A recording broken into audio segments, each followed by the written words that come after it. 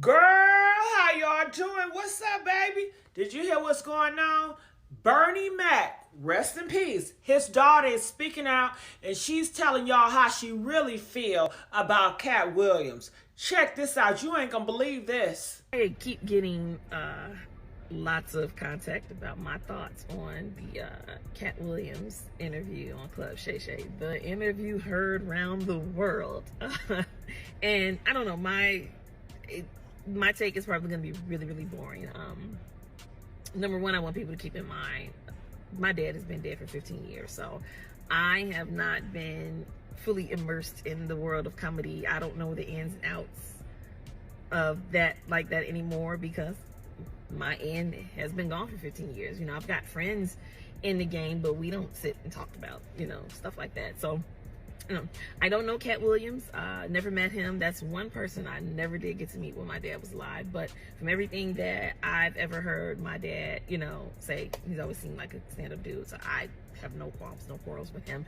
I thought the interview was hilarious, entertaining. That man dropped so many one-liners that I'm sure we are going to be wearing down to the ground in this year of our Lord 2024.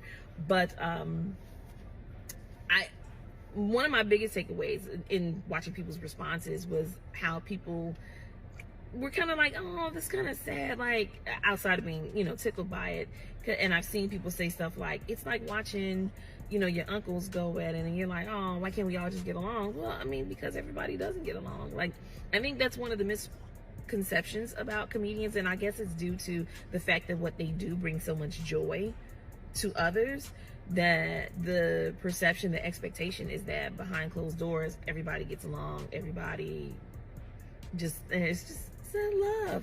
And no, it's not. They've always been competitive. It's always been, as far as I've ever witnessed in watching my dad, it's always been kind of cutthroat. Like, you'll have people beefing, like same as within your family. Just because y'all related don't mean y'all all get along, right? Comedy's no different.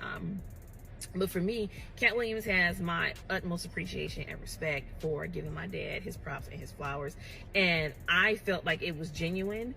There are some people who have given my dad his flowers now that he's dead that I'm looking at like, doggone well he wasn't doing that when he was alive. And that, not just famous people, just people all across the board. As my dad used to say, you ever want to be loved by everybody? You ever want to be special? Just die. It's real easy to give lip service when somebody dies and they were so wonderful.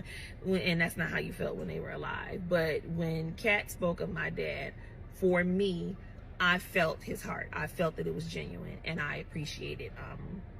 Again, it's been 15 years since my dad's been dead. If you follow me at all, I've said this repeatedly, like, it does my heart good to know that my dad was a stand-up guy, that the man that I knew him to be was who he actually was to people. Because that's the thing, like, we can love people and think they one way and then find out later no. And I say, like, in 15 years, if he was an asshole, somebody by now would have been like, let me tell you about that mother. So that is not the case with my dad. Makes me so proud, and I just really appreciate what I believe the genuine love and respect that Cat Williams showed my father. It is so much appreciated. Much love and mad props to Cat Williams.